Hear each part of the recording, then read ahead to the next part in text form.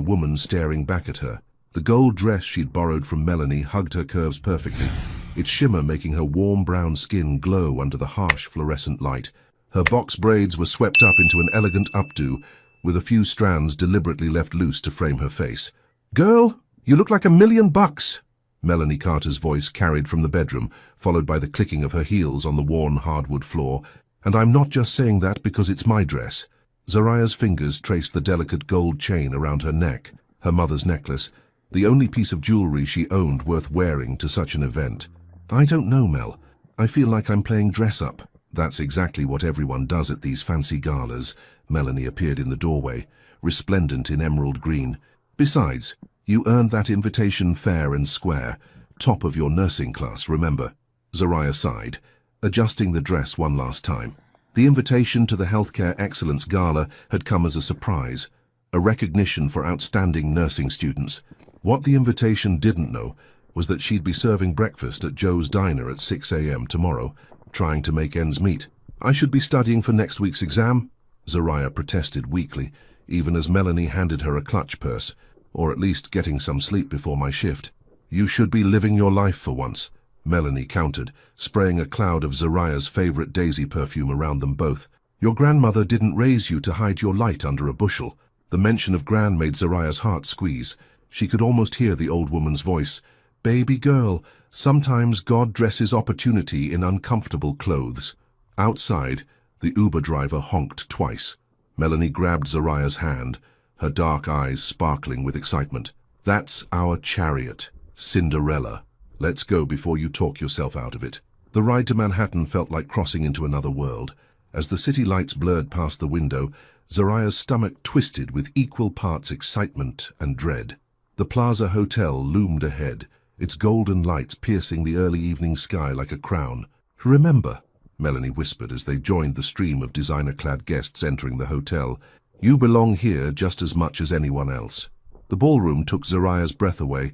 Crystal chandeliers cast rainbow shadows across marble floors, while well-dressed waiters, not unlike herself on other nights, weaved through the crowd with champagne flutes. She accepted a glass, if only to have something to do with her hands. "Miss Coleman?" A silver-haired woman in a tailored suit approached. "I'm Dr. Harrison from the selection committee. We were all impressed by your essay on community healthcare accessibility." Zariah straightened her shoulders, falling into the conversation with unexpected ease. This, at least, was familiar territory. Her passion for nursing, her dreams of making healthcare more accessible to communities like her own in Brooklyn.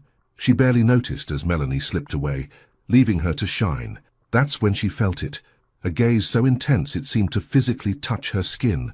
Zariah turned, her words trailing off mid-sentence, and met a pair of steel-blue eyes across the room. The man watching her stood apart from the crowd, though he was surrounded by people. Tall and broad-shouldered in a perfectly tailored black suit, he carried himself with the easy confidence of someone who never had to question whether they belonged. His dark hair was styled in that carefully messy way that suggested both wealth and rebellion, and a slight shadow of stubble outlined his sharp jaw. But it was his expression that caught and held her, the way he looked at her, as if she was the only real person in a room full of mannequins. "Ah, Doctor." Harrison followed her gaze. "I see you've caught the attention of Knox Owen. He's one of our biggest donors." The name should have warned her, should have sent her running in the opposite direction. Instead, Zariah found herself locked in place as Knox Owen excused himself from his group and began making his way toward her. Time seemed to slow. Each click of his expensive shoes on marble echoed in her ears. The champagne bubbles tickled her nose. Her heart picked up speed, a drumbeat warning of approaching danger or destiny. Knox Owen stopped before her, close enough that she had to tilt her head back to maintain eye contact. This close, she could smell his cologne, Bleu de Chanel, sophisticated and masculine, and see the slight crinkles at the corners of his eyes when he smiled. "I apologize for interrupting." His voice was deep, with the kind of rough edge that suggested he was more comfortable in boardrooms than ballrooms, "but I couldn't help overhearing your thoughts on community healthcare. I'd love to hear more." Dr. Harrison smiled knowingly and excused herself, leaving Zariah alone with a man who probably spent more on his watch than she made in a year. She should have felt intimidated. Instead, she felt a spark of challenge. "That's a dangerous offer, Mr. Owen," she replied, surprised by her own boldness. I could talk about healthcare inequality all night. His smile deepened, revealing a dimple in his left cheek. Knox, he corrected, and I'm counting on it. Later, Zariah would remember this moment, the exact second before everything changed. She would remember the weight of her mother's necklace, the soft brush of borrowed silk against her skin, the way the champagne bubbles matched the effervescent feeling in her chest. She would remember thinking, just this once, just for tonight, let me pretend I belong in his world. But destiny has a way of taking our careful plans and tossing them into the wind. And as Knox Owen's eyes held hers with an intensity that made her forget to breathe, Zariah had no idea that this night would be the beginning of a love story that would change everything she thought she knew about belonging, truth, and the price of dreams. She took a sip of champagne to hide her smile, unaware that in less than an hour, this mysterious billionaire would ask her a question that would turn her whole world upside down. The Plaza Hotel's terrace offered a breathtaking view of Central Park, the city lights twinkling like earthbound stars against the velvet night sky. Zariah wrapped her hands around the stone balustrade, letting the cool autumn air clear her head. She'd escaped outside, needing a moment to process the whirlwind that was Knox Owen. For the past hour, they'd talked about everything and nothing. Healthcare reform had led to discussions of their favorite books, which somehow evolved into debating whether New York pizza was truly superior to Chicago deep dish. Knox had strong opinions about everything, but there was something playful in the way he argued, as if he enjoyed watching her challenge his views. Running away, his voice came from behind her, deep and amused. Zariah turned, finding Knox standing in the doorway, his tall frame silhouetted against the warm light from the ballroom.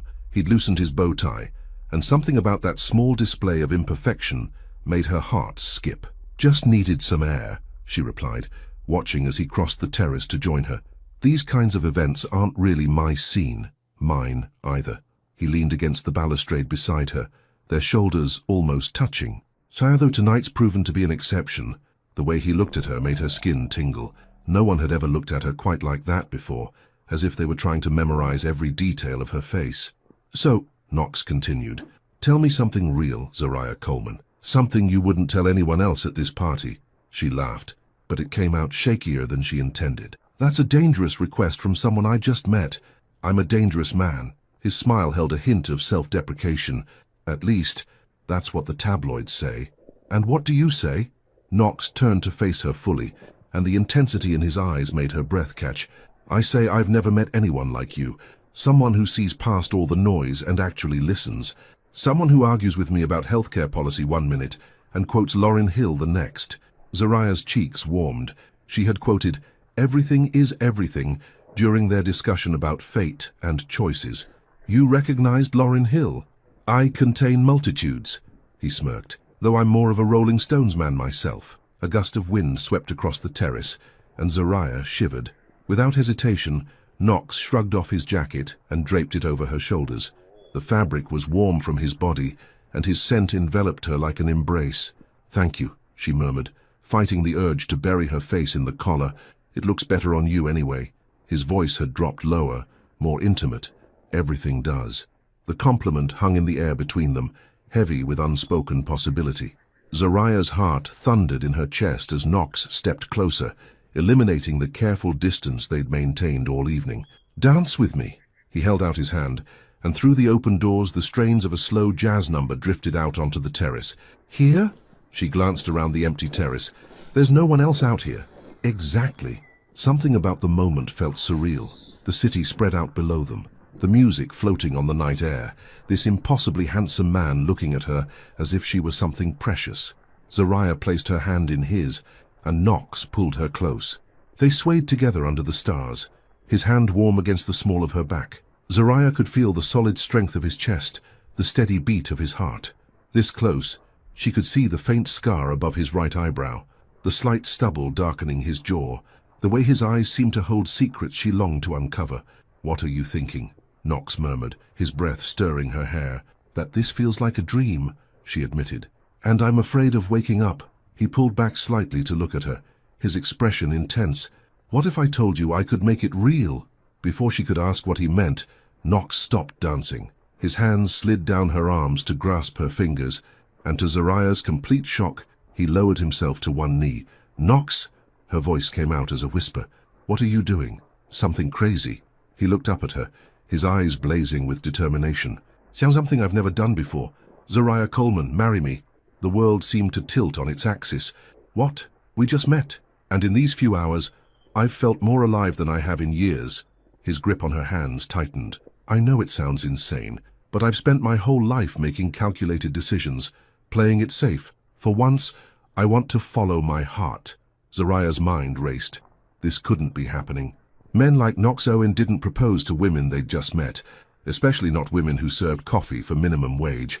The crushing weight of her lie, her omission about her real job, pressed against her chest. You don't know me, she protested weakly. I know enough. Knox rose to his feet but kept hold of her hands. I know you're brilliant and passionate. I know you fight for what you believe in. I know you make me laugh, make me think, make me want to be better. Everything else, we can learn together. A tear slipped down Zariah's cheek. This is crazy. Maybe. He reached up to brush away her tear with his thumb. But sometimes crazy is exactly what we need. I'm not asking for an answer right now. Take time to think about it. Just consider the possibility. Before she could respond, Knox cupped her face in his hands and kissed her. His lips were soft but insistent, and Zariah found herself melting into him despite her better judgment. The kiss tasted of champagne and possibility, of dreams too wild to voice aloud. When they finally broke apart, Zariah's whole body was trembling. Knox rested his forehead against hers, his breathing unsteady. I have a car waiting, he said softly. Let me drive you home. We can talk more. Reality crashed back like a bucket of cold water. Home meant Brooklyn. Home meant her tiny apartment above the laundromat. Home meant the truth she wasn't ready to face. I can't. She stepped back, though it felt like tearing herself in half. I promised my friend Melanie I'd leave with her. Something flickered in Knox's eyes. Disappointment, maybe, or suspicion. But he recovered quickly, pulling a business card from his pocket. Then take this. My personal number is on the back. Zariah accepted the card, its weight in her hand feeling far heavier than mere paper should. Think about it, Knox said again. About us. About the possibilities. Inside, Melanie was probably looking for her. Inside was reality, with all its complications and consequences. But out here, with the city lights below and Knox's jacket still warming her shoulders, Zariah allowed herself one more moment of fantasy. I will, she promised, and she meant it. Knox lifted her hand to his lips, pressing a kiss to her knuckles that felt like a seal on a contract. Good night, Zariah Coleman. Dream of me. She fled back to the ballroom, her heart racing and her mind in chaos. The business card burned in her clutch like a secret, and Knox's kiss still tingled on her lips. As she found Melanie and made their excuses to leave, one thought kept circling in her mind. What have I done? And more importantly, what am I going to do now? In the taxi home, Melanie chattered excitedly about the evening, but Zariah barely heard her. She was too busy thinking about steel blue eyes and impossible propositions, about truth and lies, and the thin line between dreams and reality. Tomorrow she would wake up and serve coffee at Joe's diner. But tonight she had danced in the arms of a billionaire who wanted to marry her. The question was, would she be brave enough to say yes? And if she did, how long could she keep her real life hidden from a man who seemed to see right through every wall she'd ever built? The morning after the gala arrived with brutal clarity. At 5:45 a.m., Zariah stood in Joe's diner's cramped employee bathroom, transforming from the woman who'd been kissed under the stars into the waitress who served bottomless coffee with a smile. Her fingers trembled as she tied her apron, Knox's business card burning a hole in her pocket where she'd transferred it from her clutch. You look like you've seen a ghost, Miguel, the cook, commented as she emerged from the bathroom. He'd worked the morning shift with her for 2 years now, and his weathered face creased with concern. Everything okay, Z? Just tired, she managed to smile, checking that her name tag was straight. Typic night. Must have been, he chuckled, firing up the grill. You're wearing yesterday's makeup. The first customers began trickling in as dawn painted Brooklyn in shades of grey and gold. Zariah moved on autopilot, pouring coffee, taking orders, her mind replaying every moment with Knox. The weight of his jacket on her shoulders, the warmth of his hands, the impossible question he'd asked. Her phone vibrated in her apron pocket during a rare, quiet moment. An unknown number, but she knew who it was before she opened the message. Good morning, Zariah. I hope you dreamed of me, because I certainly dreamed of you. Dinner tonight." Her heart leapt and plummeted simultaneously. Before she could respond, the bell above the door chimed. Zariah looked up and nearly dropped her phone. Melanie strode in, still wearing her party dress under a leather jacket, her hair slightly disheveled. "Girl, we need to talk." "I'm working," Zariah hissed, glancing nervously at the other customers. "I know, and that's exactly why I'm here." Melanie slid onto a stool at the counter, lowering her voice. "Knox, Owen's personal assistant, has been calling every hospital and medical office in the city, trying to find you. What exactly happened on that terrace?" Zariah's stomach churned. "How do you know that?" "Because I work at Manhattan General's admin office, remember? They called us too." Melanie's eyes narrowed. "What aren't you telling me?" "Order up," Miguel called from the kitchen, saving Zariah from responding immediately. She busied herself delivering plates, refilling coffee cups, buying time to think. When she finally returned to Melanie, her friend was scrolling through her phone. "Oh my God," Melanie whispered. "He's trending. Some mysterious woman captures heart of NYC's most eligible bachelor. There are blurry photos of you two on the terrace." "What?" Zariah grabbed the phone, her heart racing as she saw the grainy images. They were dark and distant, but there was no mistaking Knox's tall frame or her gold dress. "Zariah." Melanie's voice was gentle but firm. "What happened last night?" Taking a deep breath, Zariah told her everything. The conversation, the dance, the kiss, the proposal. With each word, the reality of her situation became more apparent. "He asked you to marry him." Melanie's voice rose, drawing curious looks from nearby customers. "After one night?" "Shh!" Zariah glanced anxiously around the diner. "Yes, and I haven't answered him yet. I can't answer him. This whole thing is insane. What's insane is that you're standing here serving eggs when a billionaire is trying to find you." Melanie paused, realization dawning. "Wait, he doesn't know you work here, does he?" Zariah's silence was answer enough. "Oh, honey." Melanie reached across the counter to squeeze her hand. "You have to tell him."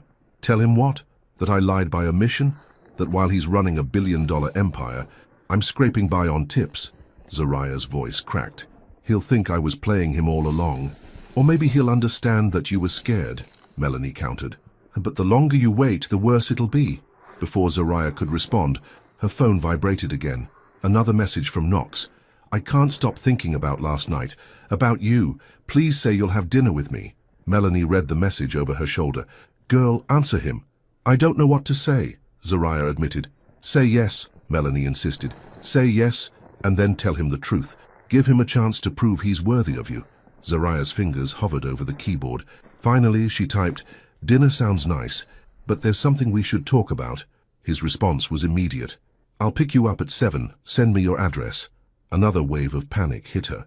Her tiny apartment above the laundromat wasn't exactly the kind of place billionaires visited. "Meet him somewhere," Melanie suggested, reading her expression. "Neutral ground?" Zariah nodded, typing again. "Could we meet instead? There's a small Italian place in Brooklyn Heights. Bella Luna." 3 dots appeared as Knox typed, and Zariah held her breath. Finally, "I love Italian. See you at 7, beautiful." The rest of her shift passed in a blur of coffee refills and scrambled eggs. By the time she clocked out at 2 p.m., Zariah was exhausted, but too wired to sleep. She had 5 hours to figure out how to tell Knox the truth without losing him completely. At home, she stood before her closet, feeling the vast gulf between her world and his. The gold dress from the gala hung like a costume, a reminder of a night that felt more like fantasy than memory. Finally, she chose a simple navy blue dress, modest but elegant, bought on sale last season. It felt more like her, and maybe that was the point. As she got ready, her grandmother's voice echoed in her mind. "Truth ain't always pretty, baby girl, but it's always right."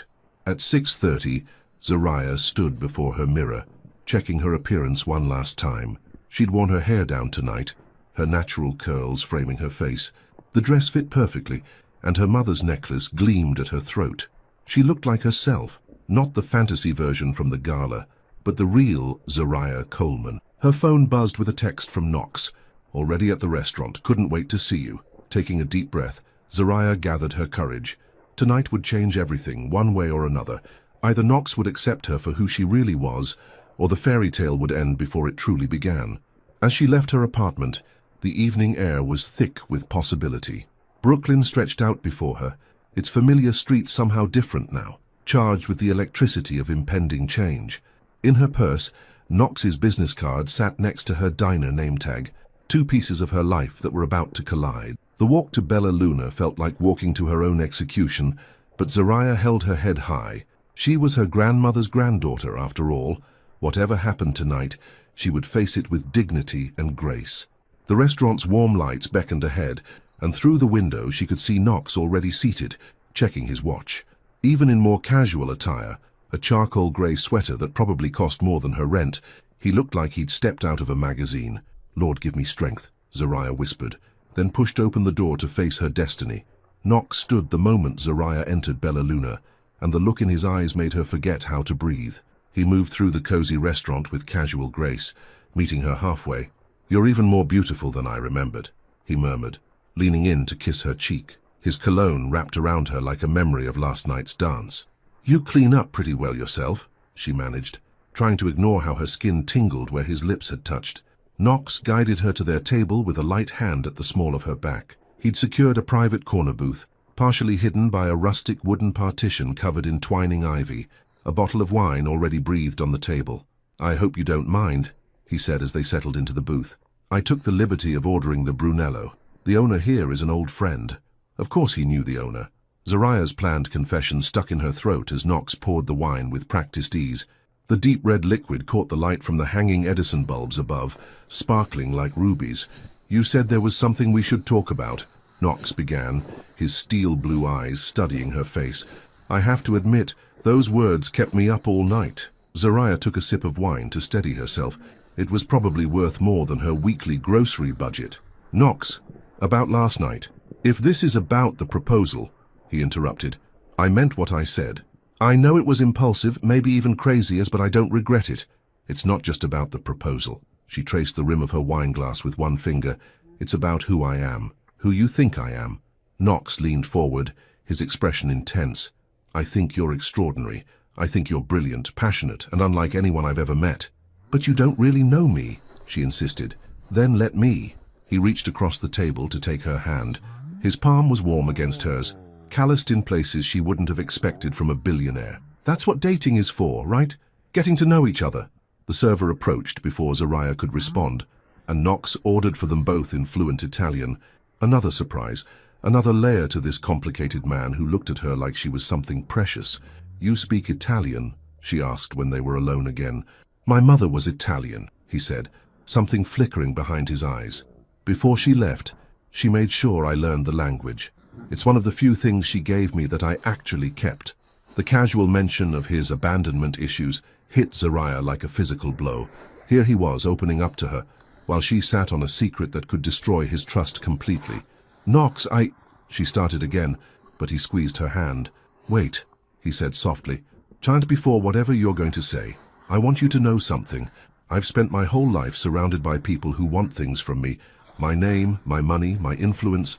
But last night, talking to you about healthcare reform and social justice, watching you light up about making a difference in your community, that was real. You're real. And that's terrifying and exhilarating all at once." Tears pricked at Zariah's eyes. "You don't understand. I'm not what you think. I'm not Mrs. Coleman," a voice interrupted from nearby. "Oh my God, it is you." Zariah's blood froze.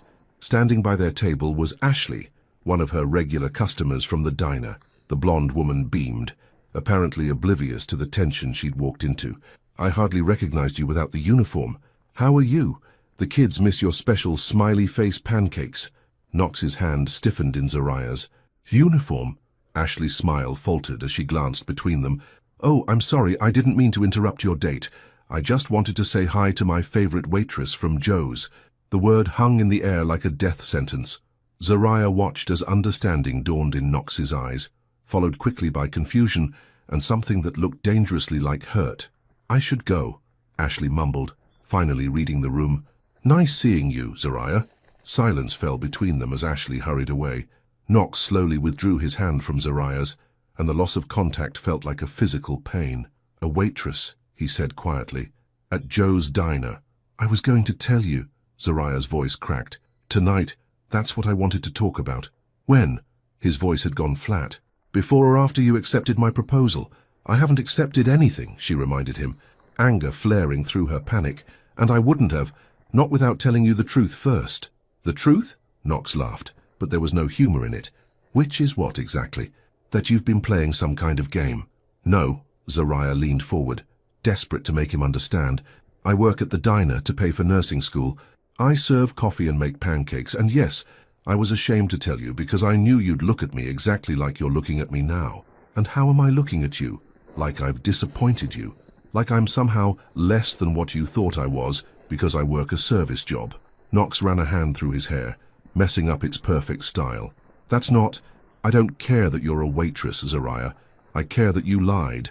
I never lied, she protested. I just didn't tell you everything. A lie of omission is still a lie. His voice was quiet but sharp. You let me make assumptions. You let me... He trailed off, and Zariah could see him rebuilding the walls she'd somehow breached last night.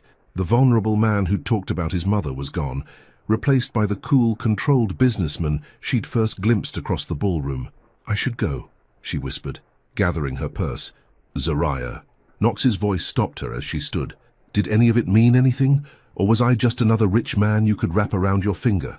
The accusation stung like a slap. Zariah straightened her spine, channeling every ounce of pride her grandmother had instilled in her. You want the truth, Knox? Here it is. I'm a waitress. I'm also a nursing student with a 4.0 GPA. I work 60 hours a week between school and the diner. I live in a tiny apartment above a laundromat.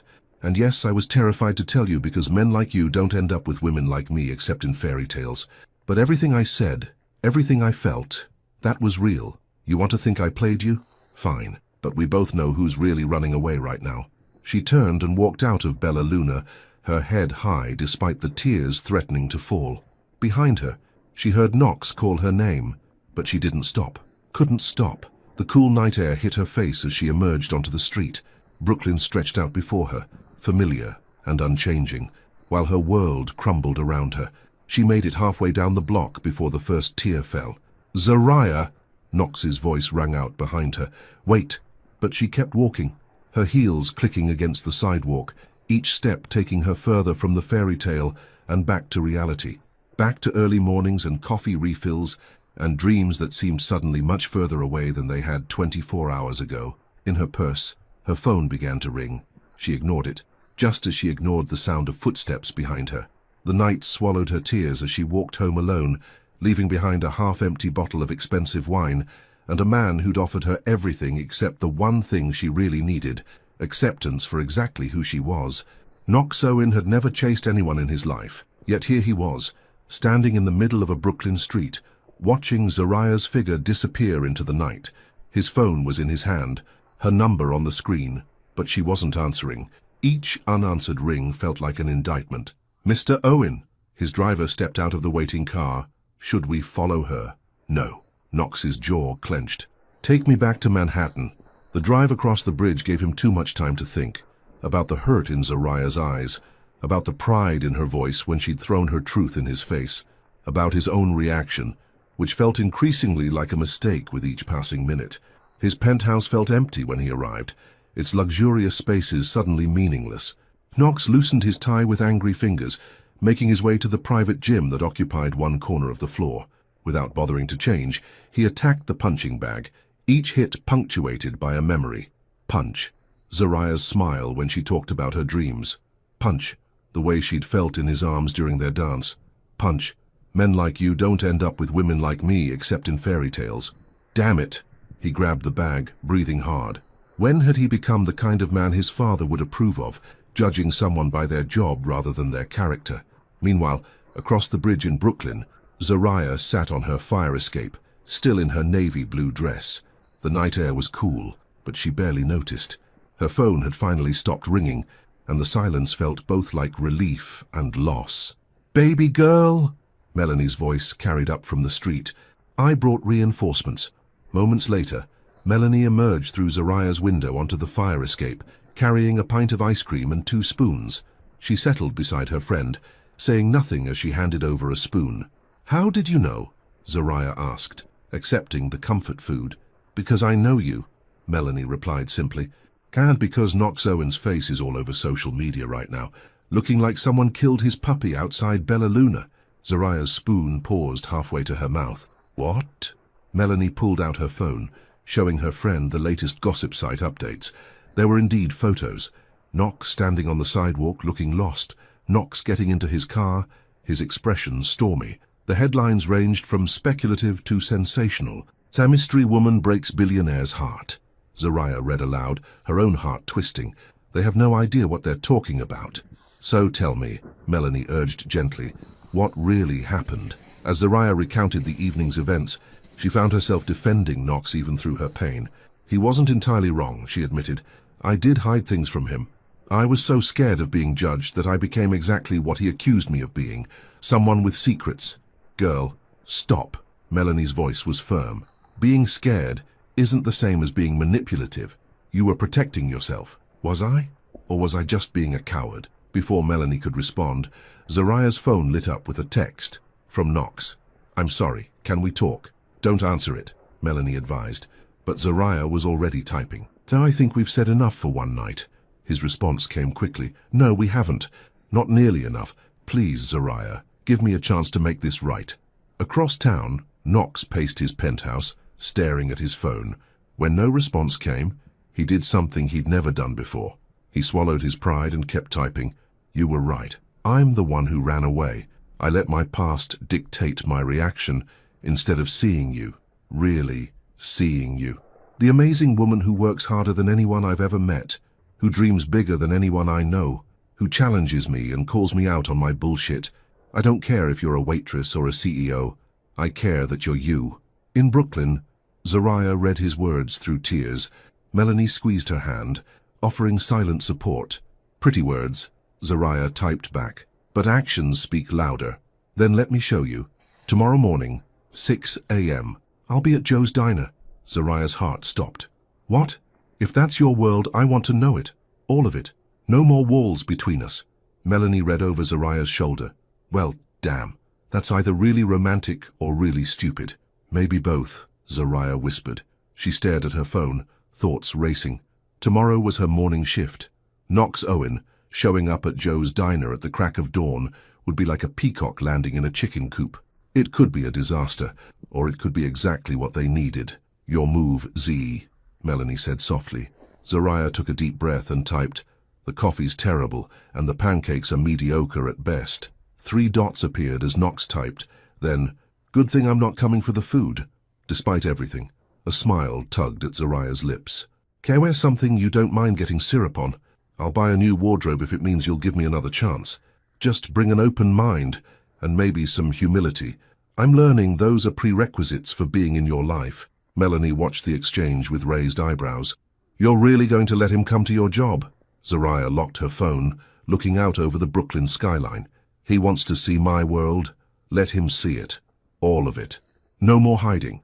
And if he can't handle it, then at least I'll know. Zariah's voice strengthened with resolve. I spent one night pretending to fit into his world. Let's see if he can spend one morning in mine. Later that night, after Melanie had gone home and the ice cream was nothing but an empty container, Zariah stood in front of her mirror. She'd finally changed out of her date dress into comfortable pajamas, washed away her makeup, let down her hair. This was her, the real Zariah Coleman, without pretense or polish. Tomorrow, Knox Owen would see this version of her world, the early mornings, the regular customers, the rhythm of a life so different from his own. He'd see her in her waitress uniform, serving coffee and making change and living her real life. Your move, rich boy, she whispered to her reflection. Show me who you really are. Across the city, Knox stood at his penthouse window looking toward Brooklyn. He'd already called his assistant to clear tomorrow's morning meetings, already chosen clothes that wouldn't scream, billionaire trying too hard to be casual, already set his alarm for an hour he usually only saw from the other side after late nights of work. Your move, pride, he murmured to his reflection in the glass. Time to get out of the way. The city stretched between them, a maze of lights and shadows, bridges and barriers, but tomorrow morning, for better or worse, their worlds would collide again. This time, there would be no borrowed dresses, no fancy wine, no pretense, just coffee, truth, and the chance to begin again. At 5:30 a.m., Joe's Diner hummed with pre-opening routine. Zariah moved through her normal tasks, brewing coffee, filling sugar dispensers, wiping down counters, while trying to ignore the flutter in her stomach. She'd barely slept, alternating between anticipation and anxiety about Knox's impending arrival. "You're jumpy this morning," Miguel observed from the kitchen, where he was prepping the grill. "Everything okay?" Before she could answer, the bell above the door chimed. Zoraya's heart leaped into her throat as she turned, but it was just Mr. Rodriguez, their elderly regular who always arrived 15 minutes before opening. "Morning, sunshine," he called out, shuffling to his usual spot at the counter.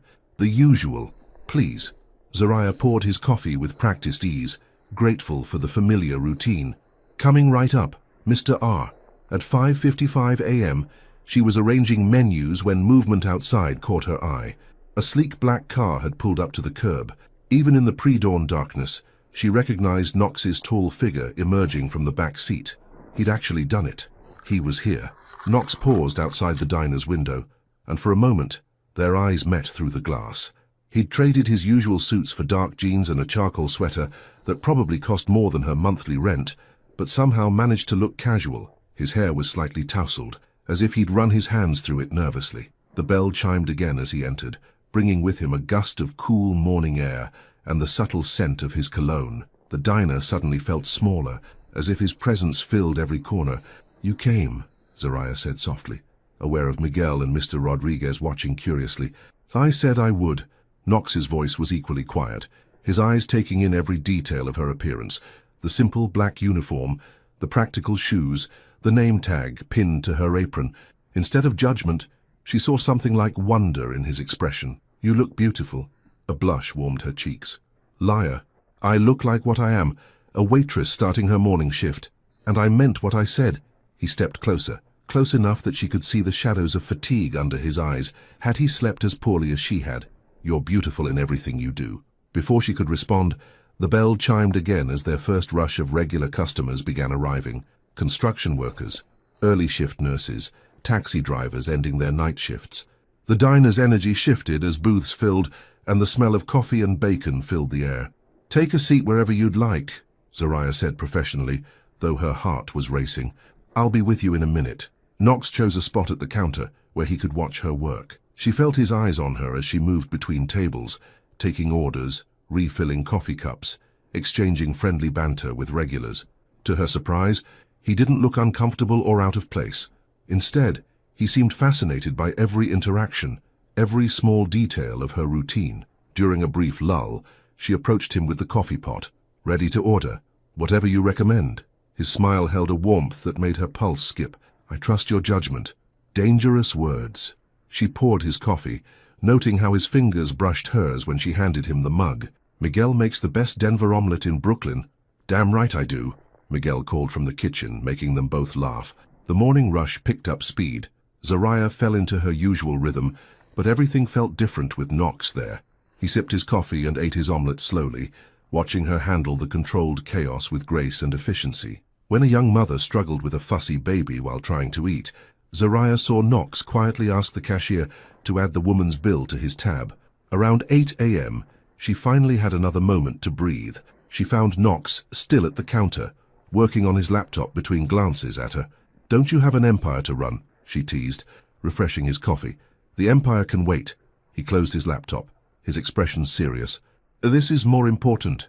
Watching me serve eggs and coffee, watching you in your element, seeing how everyone here lights up when you talk to them." He leaned forward, lowering his voice. "Understanding why you were afraid to show me this part of your life, and hating myself for proving your fears right." Zoraya's hands trembled slightly as she set down the coffee pot. "Knox, you're amazing," he continued. "The way you remember everyone's orders, their stories, their lives, the way you make each person feel seen and valued. That's not just being a waitress. That's being extraordinary at whatever you do." Tears pricked at her eyes. "Now, you're definitely lying." "I never lie about important things." He reached across the counter to take her hand. "I was an idiot last night. I let my own insecurities cloud my judgment. The truth is, watching you here this morning, I'm more in awe of you than ever."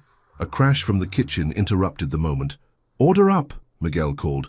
"Go," Knox smiled, releasing her hand. "I'll be here." The morning continued its chaotic dance. Knox ordered more coffee, typed on his laptop, and observed everything with keen interest. Around 10 a.m., when the rush finally began to slow, Zariah noticed him in deep conversation with Mr. Rodriguez about the neighborhood's history. During her break, she joined Knox at the counter, sliding onto the stool next to him. "So still want to marry me now that you've seen the glamorous reality?" She meant it as a joke, but Knox's response was deadly serious, more than ever. "Knox, I'm not proposing again. Not yet." He turned to face her fully. "But I am asking for a chance to do this right. To know all of you, not just the parts you think I want to see. To show you all of me, not just the billionaire everyone expects." Zariah studied his face, the earnest blue eyes, the stubble darkening his jaw, the vulnerability she'd never expected to see in someone so powerful. "Okay," she said softly. Okay, let's try this. For real this time." She gestured around the diner. "This is my world. Knox, early mornings, hard work, big dreams, and yes, serving coffee. Can you handle that?"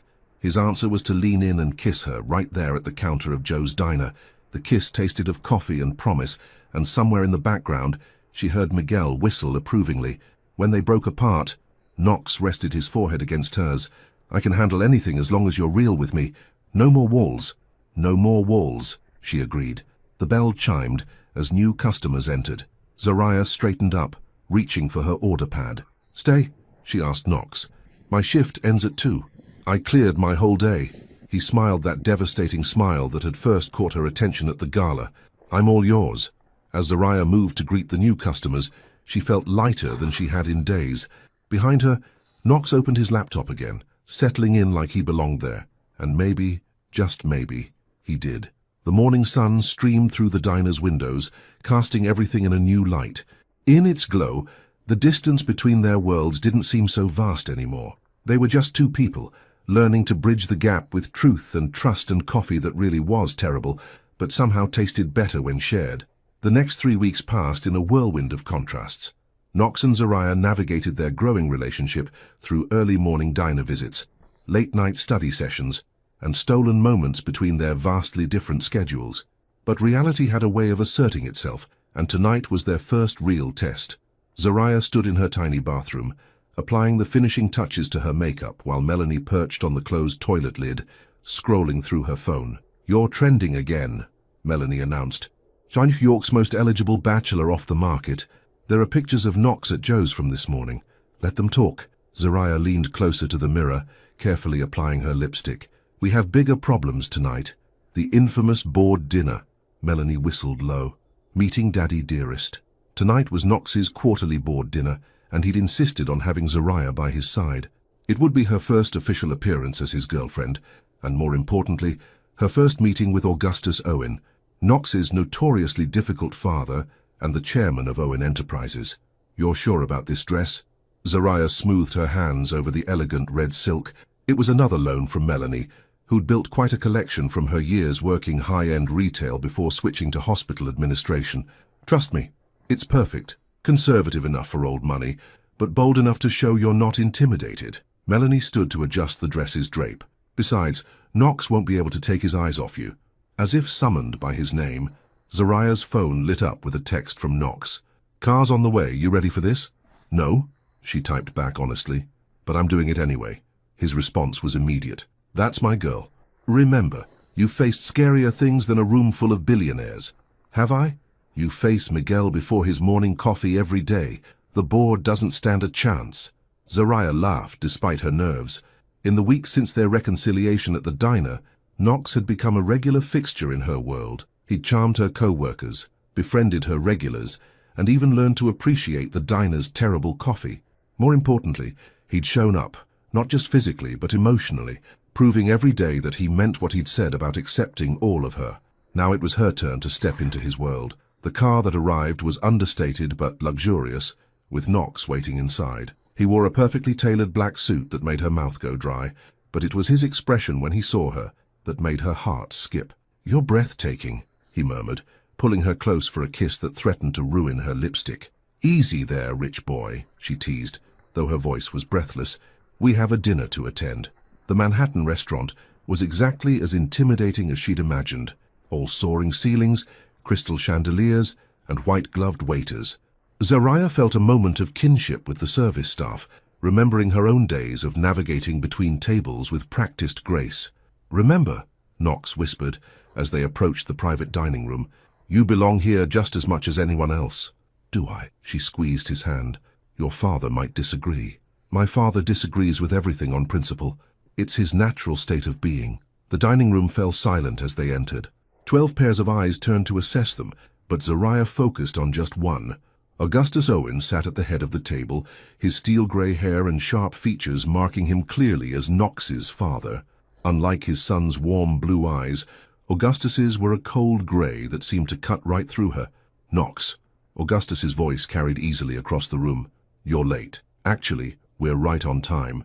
Knox's hand was steady at the small of Zariah's back. "Everyone, I'd like you to meet Zariah Coleman." "Zariah, you know Dr. Harrison from the healthcare gala." Dr. Harrison offered a warm smile, but the other board members' reactions ranged from polite curiosity to barely concealed skepticism. Augustus Owen's expression remained unreadable as Knox led Zariah to their seats. The first course arrived, something delicate involving caviar and gold leaf. Zariah was grateful for her years of observing fine dining etiquette from the other side of service as she navigated the array of silverware. "Miss Coleman," Augustus spoke suddenly, his voice carrying over the quiet murmur of conversation. "Knox tells me you're in healthcare." "Nursing school," she replied, matching his direct gaze. "I'll graduate next spring." "Admirable." His tone suggested it was anything but. "And in the meantime," Knox tensed beside her, but Zariah lifted her chin. "In the meantime, I work as a waitress to pay my tuition. I believe in earning my own way." A loaded silence fell over the table. Augustus's eyebrows rose slightly. "Indeed, how principled." "I think it's impressive," Dr. Harrison interjected.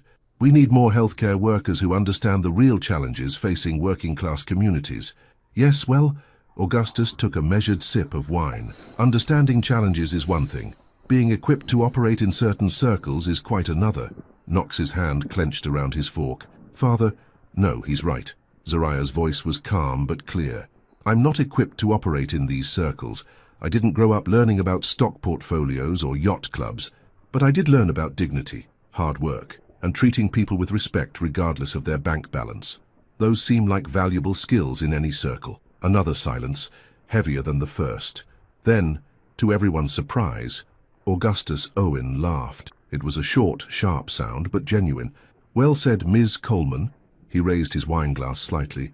"Perhaps my son's impulsiveness hasn't entirely clouded his judgment." The tension in the room eased slightly. As the next course arrived, conversation resumed its normal flow. Knox's thumb stroked the back of Zariah's hand under the table, a silent gesture of pride and support. The rest of the dinner passed in a blur of expensive food and careful conversation. Zariah found unexpected allies in Dr. Harrison and a younger board member who, it turned out, had worked his way through college as a bartender. Even Augustus seemed to thaw slightly, though his questions remained pointed and his gaze calculating. It wasn't until they were back in the car, heading toward Brooklyn, that Zariah finally let out the breath she'd been holding all evening. "You were magnificent," Knox murmured, pulling her close. "You handled my father better than anyone I've ever seen." "I was terrified," she admitted, resting her head on his shoulder. "Couldn't tell. You looked like you owned the room." He pressed a kiss to her temple. "I'm so proud of you. Even when I basically called out your father's classism at his own dinner, especially then." Knox's laugh rumbled through his chest. "Did you see his face? No one's spoken to him like that in years. He actually respected it." Zariah lifted her head to look at him. "Really, trust me, if he hadn't, you'd know." That laugh. "That's the closest thing to approval he's shown since I refused to take over his position as CEO 5 years ago." The car crossed the bridge into Brooklyn, and Zariah felt herself relax as the familiar streets of her neighborhood came into view. Knox had offered to let her stay at his penthouse, but tonight she wanted her own space, her own bed, the comfort of her world after venturing so deep into his. "Stay?" she asked as they pulled up to her building. Knox's eyes darkened. "You sure?" "My shift doesn't start until noon tomorrow." She traced a finger along his jaw. "And I think we both deserve a celebration after surviving tonight." His kiss was answer enough. As they made their way up to her apartment, Zariah realized something had shifted tonight. She'd faced one of her biggest fears, being judged by Knox's world, and survived. More than survived, she'd held her own. Later, as they lay tangled in her sheets, Knox trailing lazy kisses along her shoulder, she asked, "Do you ever wonder if this is crazy? Us trying to bridge these two worlds?" "Every day," he admitted, "and every day, I decide it's worth it." Zariah turned to face him, taking in the sight of this powerful man in her simple bed, looking at her like she was the most precious thing he'd ever seen. "So your father's never going to fully approve. Good thing I stopped seeking his approval a long time ago." Knox pulled her closer. "The only person whose opinion matters to me is right here." Outside, Brooklyn carried on its nighttime rhythm, distant sirens, music from the bar down the street, the rattle of the subway. Inside, in this small space they'd carved out for themselves, none of that mattered. They were just Knox and Zariah, writing their own rules, creating their own world between worlds. "No regrets," she whispered against his lips. "Not a single one," he answered, and kissed her like he was sealing a promise. The headline splashed across page 6 hit like a slap. "Gold digger or true love? The waitress who caught New York's most eligible bachelor." Below it was a series of photos. Knox leaving Joe's diner, Zariah in her uniform serving customers, their kiss at the board dinner, and most damaging, an old photo of Zariah from college, dancing at a club with an ex-boyfriend. "They're ruthless," Melanie said, watching as Zariah paced her apartment. "How did they even find that old photo?" "They found everything." Zariah's voice shook with anger and hurt. "I have my mother's death certificate, Gran's social security records, even my student loan debt. They're making it sound like I orchestrated this whole thing to trap Knox." Her phone buzzed again, another call from Knox that she let go to voicemail. He'd been trying to reach her all morning, ever since the story broke, but she needed time to process this invasion of her privacy. "You have to talk to him eventually," Melanie pointed out. "I know." Zariah sank onto her couch. I need a minute to be angry, to be hurt, to not have to be the bigger person who handles everything gracefully." A knock at her door made them both jump. "Zariah!" Knox's voice carried through the worn wood. "Please let me in." Melanie raised an eyebrow. "Want me to tell him to go away?" But Zariah was already moving to the door. When she opened it, Knox stood there looking uncharacteristically disheveled, his tie loose and his hair messed as if he'd been running his hands through it repeatedly. "I've been going crazy trying to reach you," he said, stepping inside. His eyes widened slightly when he saw Melanie. "Oh, hi. I'll give you two some privacy." Melanie squeezed Zariah's arm as she passed. "Always call me if you need anything."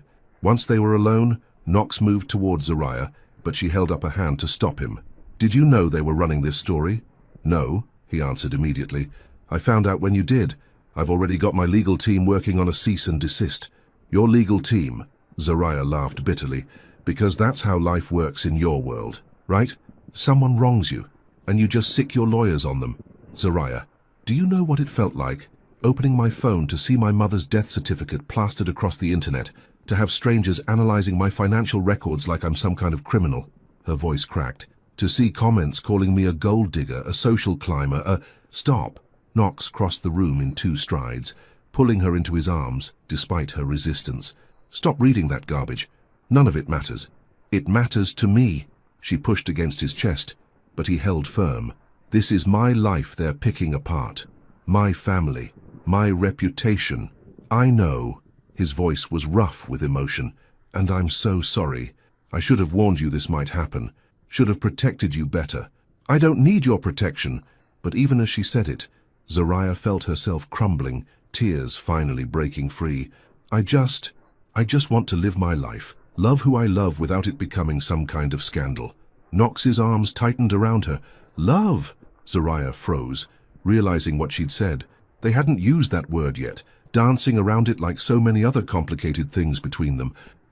She started, but Knox cut her off with a kiss that tasted of desperation and hope.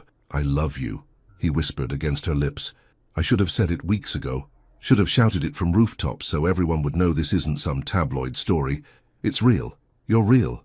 We're real." Fresh tears spilled down Zariah's cheeks, but for a different reason now. "Knox, you don't have to say it back," he continued, wiping her tears with gentle thumbs. "Just let me love you. Let me fight for us." "I do love you," she admitted, the words feeling like release and terror all at once. "That's what makes this so hard. Loving you means being part of your world, and your world is cruel." He pressed his forehead to hers. Yeah, it can be, but you're stronger than all of them. You proved that with my father, and you'll prove it again. A notification sound from her phone made Zariah tense, but Knox reached over and turned it face down. No more reading comments today, he said firmly. No more letting strangers tell our story. We know what's real. And what is real? She looked up at him, needing the reassurance. A waitress and a billionaire. How does that story ever end well? It ends well because we write the ending. Knox led her to the couch, pulling her down beside him. You're not just a waitress, and I'm not just a billionaire. We're Knox and Zariah, and we're figuring this out together. She curled into his side, letting his steady heartbeat calm her. Your father's probably having a field day with this. Actually, Knox's voice held a note of surprise. He called this morning to offer his support. Said any woman who could handle herself like you did at that dinner doesn't need defending, but he's happy to unleash the Owen legal team anyway. That startled a laugh out of Zariah. Seriously, I think you impressed him more than we realized. Knox pressed a kiss to her temple. He recognizes strength when he sees it. They sat in comfortable silence for a moment, the city noise drifting in through Zariah's open window. Finally, she asked, "What do we do now?" Now? Knox shifted to look at her. Now we go get breakfast at Joe's, just like any other day. We show them that their stories can't touch us, that what we have is stronger than their headlines. In your $5,000 suit. I keep spare clothes in the car now, remember? His smile was tender. I'm learning to navigate your world, just like you're learning to navigate mine. Zariah touched his face, studying the man who'd turned her life upside down and somehow made it better in the process. I do love you, you know, even when it terrifies me. Good. He caught her hand, kissing her palm. Guy, because I plan on giving you reasons to love me for a very long time. Later, as they sat at the counter of Joe's diner, Knox in casual clothes, Zariah in her uniform, Miguel slapped down plates of his famous Denver omelets. On the house, he announced. Consider it solidarity against those vultures. Knox tried to protest, but Miguel waved him off. Hey, you're family now, both of you. And family takes care of each other. Zariah felt tears threaten again, but this time they were happy tears, because this was real. The way Knox's hand found hers under the counter, the way her regular customers stopped by to offer support, the way two different worlds were slowly, imperfectly, beautifully merging into something new. Let them write their headlines. The real story was here, in a Brooklyn diner on a Monday morning, being written one moment at a time. The emergency room of Brooklyn General Hospital pulsed with controlled chaos. Zariah moved between beds during her clinical rotation, checking vitals and assisting the staff nurses. 2 months had passed since the tabloid scandal, and life had settled into a new rhythm until tonight. Coleman, Dr. Richards called out, "We've got incoming. Multiple victims from a building fire in Manhattan." Zariah's heart stuttered. Knox was overseeing the renovation of an old apartment building in Lower Manhattan, planning to convert it into affordable housing. He'd been there all day, meeting with contractors. "Location?" she asked, trying to keep her voice steady. "Bowery District. First ambulance is 3 minutes out. The same neighborhood as Knox's project." Zariah's hands shook as she pulled out her phone, finding no messages from him. She fired off a quick text. "Please tell me you're okay." No response. The emergency bay doors burst open as the first ambulance arrived. Zariah forced herself to focus on the patients, pushing her personal fears aside. This was what she'd trained for. Hours blurred together. More victims arrived, some with severe smoke inhalation, others with burns. Zariah moved between them with growing confidence, earning approving nods from the senior staff. "You've got good instincts," Dr. Richards commented, as they stabilized a young construction worker. "Natural caregiver." Then a familiar voice cut through the chaos. "Where is she? I need to find Zariah Coleman." Knox. He looked wild-eyed and disheveled, his usually immaculate suit covered in soot. A cut above his eye was still bleeding. "Sir, you need to be evaluated." A nurse tried to stop him. "Fire Knox," Zariah called out, her professional demeanor cracking at the sight of him. He spun toward her voice, relief flooding his face. "Zariah, thank God. You're hurt." She rushed to him, medical training taking over as she examined the cut. "Sit down before you fall down." "I'm fine, but my team—" His voice broke. "3 of them are still being brought in. I should have checked the electrical system more thoroughly." "Should have—" "Stop." Zariah guided him to an exam bed. "This isn't your fault. Now let me do my job." She cleaned and bandaged his cut, checking for signs of smoke inhalation. Her hands remained steady, even as her heart raced. Knox caught one of her hands, pressing it to his chest. "I tried to text you," he said softly. "My phone got damaged in the chaos. All I could think about was getting to you."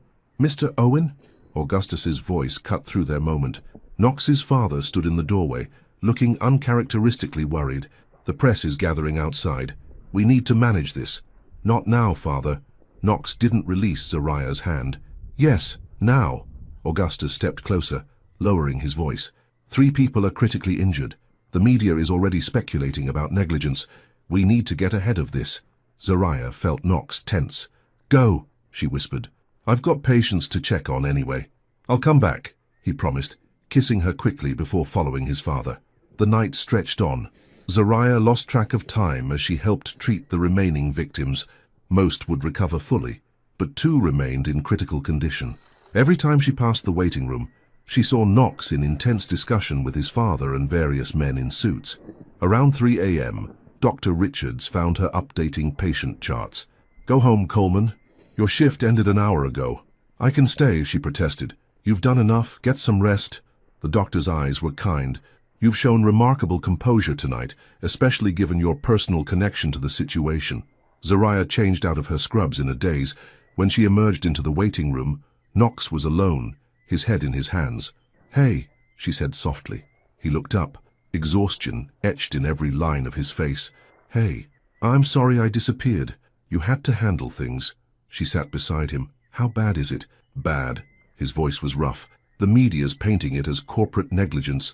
My father wants me to distance myself from the project, claim I wasn't directly involved in oversight. But you won't. No." Knox ran a hand through his hair.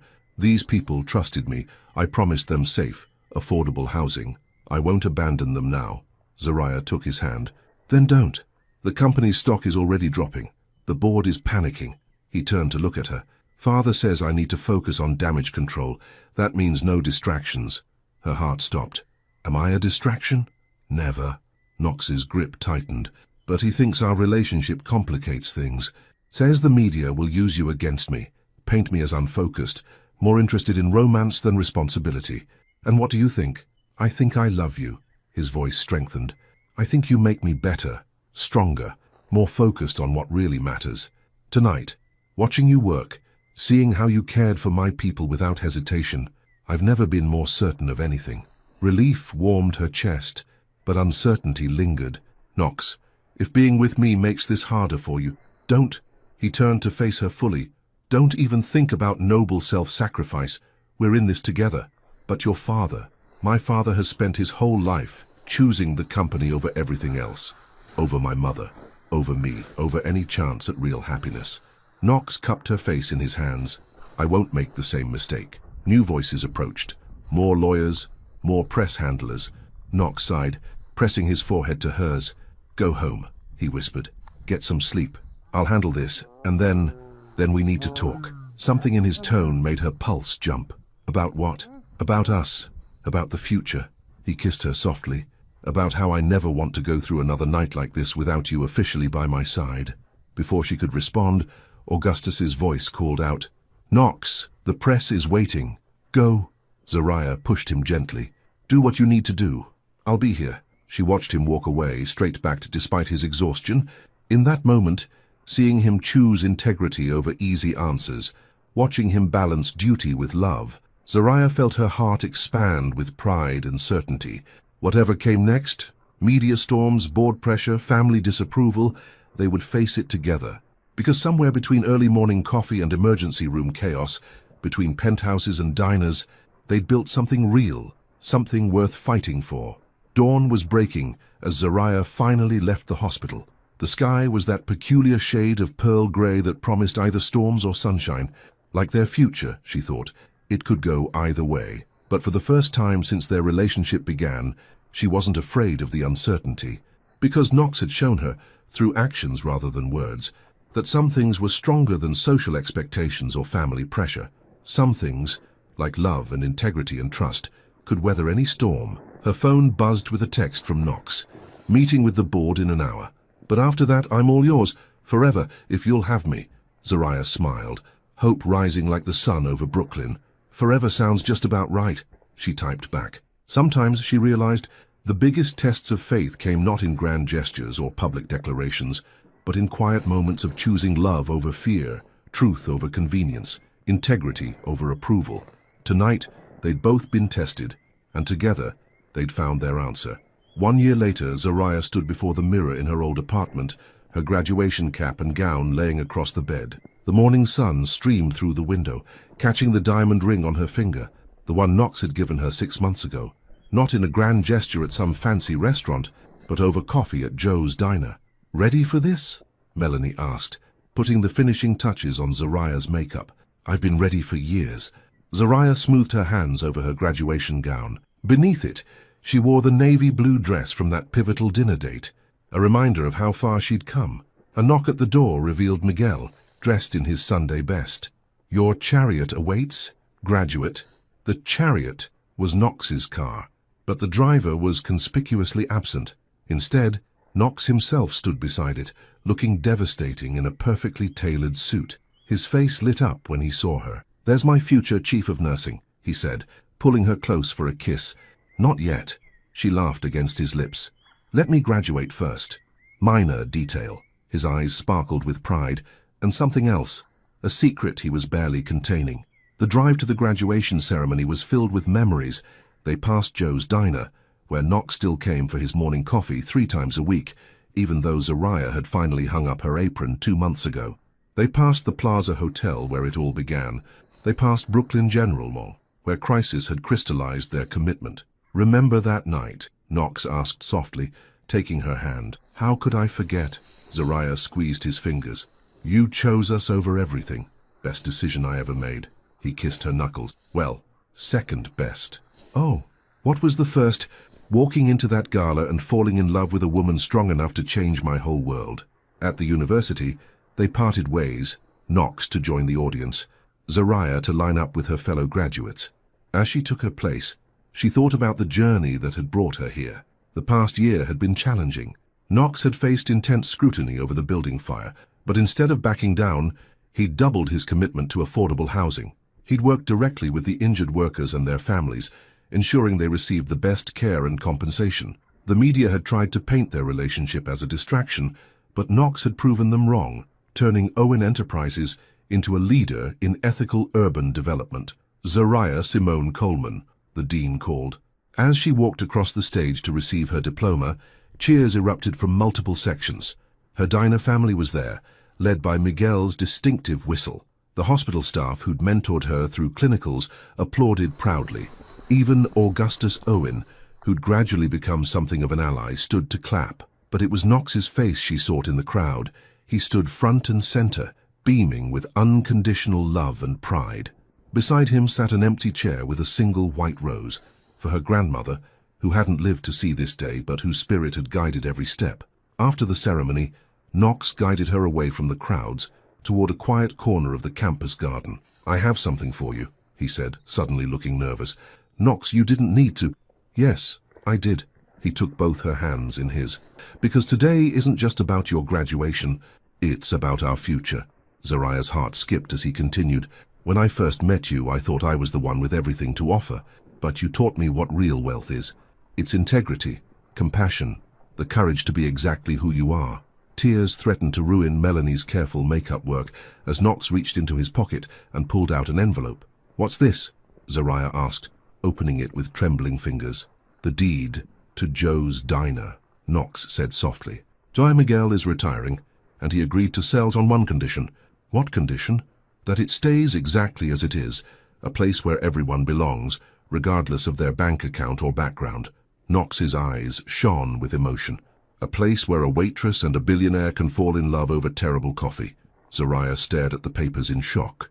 "Knox, I bought it in our names, both of our names, because everything I am, everything I have, is yours.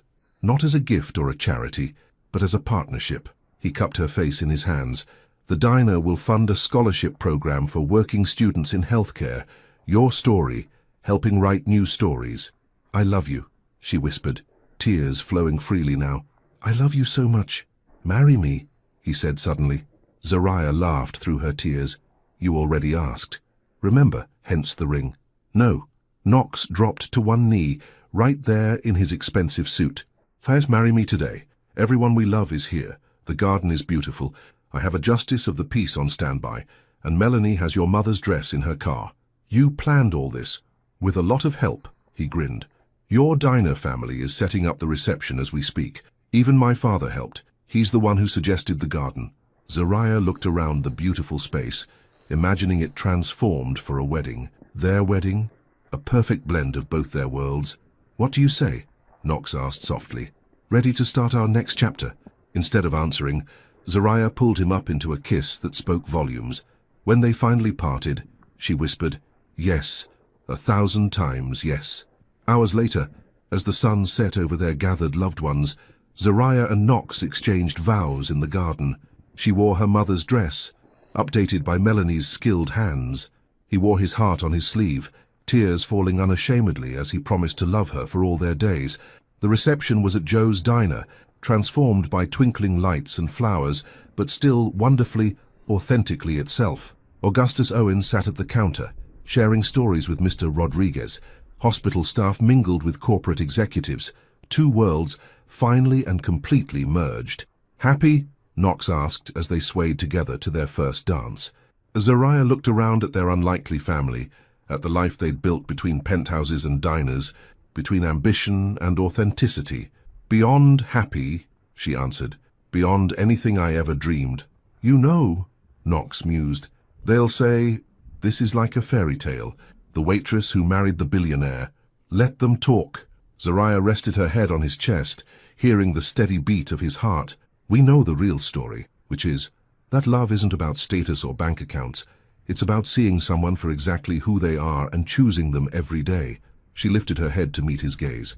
"It's about terrible coffee and late-night study sessions and showing up when it matters. It's about bridge and tunnel traffic and board meetings and finding home in unexpected places," Knox added. "It's our story," Zariah concluded. "And it's only just beginning." As if on cue, Miguel appeared with 2 cups of the diner's infamously bad coffee. "For the happy couple," he announced with a wink. Knox and Zariah took the cups, raising them in a toast to their future, a future built not on glitter and glamour, but on something far more precious: truth, trust, and love beyond measure. Because sometimes the greatest love stories aren't about escaping your world for someone else's. They're about building a new world together, where both of you can shine as exactly who you are. 5 years later, the early morning light filtered through the windows of Joe's diner, catching on the framed newspaper articles that now lined one wall. Owen Healthcare Initiative transforms community access. Local Diners Scholarship Program celebrates 100th graduate. Power couple redefines corporate social responsibility. Zariah Owen moved between the tables, not in a waitress uniform this time, but in crisp hospital scrubs. As chief of nursing at Brooklyn General's new community health center, she usually didn't have time for breakfast at the diner, but some traditions were sacred. "So as the usual," Miguel's daughter Rosa called from behind the counter. She'd taken over as manager when her father semi-retired, though Miguel still came in most mornings to make his famous omelets. "Actually, make it 2, Zariah smiled, resting a hand on her slightly rounded belly. "Your little godchild is hungry this morning." The bell above the door chimed, and Knox walked in, looking somehow even more handsome than the day she'd met him. His suit was still impeccably tailored, but his tie was loose, and there was a smudge of purple finger paint on his cheek. "Someone didn't want Daddy to leave for work," he explained, catching Zariah's amused look at the paint. "Like father, like daughter." She reached up to wipe the paint away. "Did you finally get Luna settled at preschool?" "Eventually, but only after I promised we'd have dinner at the diner tonight." Knox pulled her close for a kiss. "She loves this place as much as we do." "Smart kid," Rosa commented, sliding their breakfast orders across the counter. "Oh, and Mr. O called earlier. He's still on for Sunday dinner with Luna." Zariah smiled at how naturally Rosa referred to Augustus as Mr. O. Her father-in-law had become a fixture at the diner, claiming Miguel's omelets were better than any 5-star restaurant's breakfast, but they all knew he really came for his weekly chess matches with Mr. Rodriguez and to dote on his granddaughter. "How's the morning sickness?" Knox asked softly as they settled into their usual booth. The same one where they'd had their first real fight, where he'd later proposed, where they'd told their families about both pregnancies. "Better." Zariah sipped her decaf coffee, still terrible after all these years, Doctor, Harrison says everything looks perfect. Unlike her mother, who looks extraordinary, Knox's eyes held the same warmth they had the night they met. Have I mentioned today how much I love you? Once or twice, she smiled, but I don't mind hearing it again. The diner was filling up with its usual morning crowd. Medical students from Zariah's scholarship program mixed with business executives from Knox's company. The walls between worlds had long since dissolved, replaced by something better, a community. Ready for the board meeting? Zariah asked, knowing Knox was presenting their latest healthcare initiative. Thanks to your help. He squeezed her hand. Father's already on board, which means the rest will follow. By next year, every major development project in the city will have a mandatory healthcare accessibility plan. Look at us, Zariah mused, changing the world one cup of bad coffee at a time. Speaking of which, Knox nodded toward the door as Melanie rushed in. Sorry I'm late. Melanie slid into their booth. The hospital budget meeting ran over, but I come bearing news. The new pediatric wing fundraising hit its target early. They celebrated over Miguel's omelets, the conversation flowing easily between hospital administration, corporate strategy, and plans for Luna's upcoming birthday party. This was their life now, a beautiful blend of all their worlds. As the morning crowd thinned, Knox reluctantly checked his watch. I should head to the office. Walk me to the clinic. Zariah gathered her things. Outside, the Brooklyn morning was fresh with possibility. Knox kept his arm around Zariah as they walked the familiar blocks to the health center that bore both their names. Sometimes I still can't believe this is real, Zariah admitted. The clinic, the scholarship program, our family, it's beyond anything I dreamed that night at the gala. Better than a fairy tale, Knox agreed, because it's real. Every cup of terrible coffee, every late-night emergency, every moment of doubt and triumph, it's all ours. They stopped outside the clinic, where a young woman in a waitress uniform was just leaving after her checkup. She smiled shyly at them, and Zariah saw herself in that smile, all the hope and determination and dreams yet to be realized. Go change the world, Dr. Owen. Knox kissed her softly. That's Chief Nurse Owen to you, she teased back. That my mistake. His eyes crinkled with joy. I love you, Chief. I love you too, Mr. Owen. As Knox headed toward Manhattan and Zariah entered her clinic, the morning sun caught her wedding ring, the same diamond now accompanied by a simple band that matched the one she'd placed on Knox's finger. Its sparkle reminded her of that first night, when she'd borrowed a gold dress and dared to dream. But the real glitter, she'd learned, wasn't in borrowed dresses or diamond rings. It was in early morning kisses that tasted of terrible coffee, in a little girl's finger paintings on expensive suits, in the way Knox still looked at her like she was the most precious thing in his world. It was in the love they chose every day, beyond status, beyond expectations, beyond measure. And that was the most valuable thing of all. The end.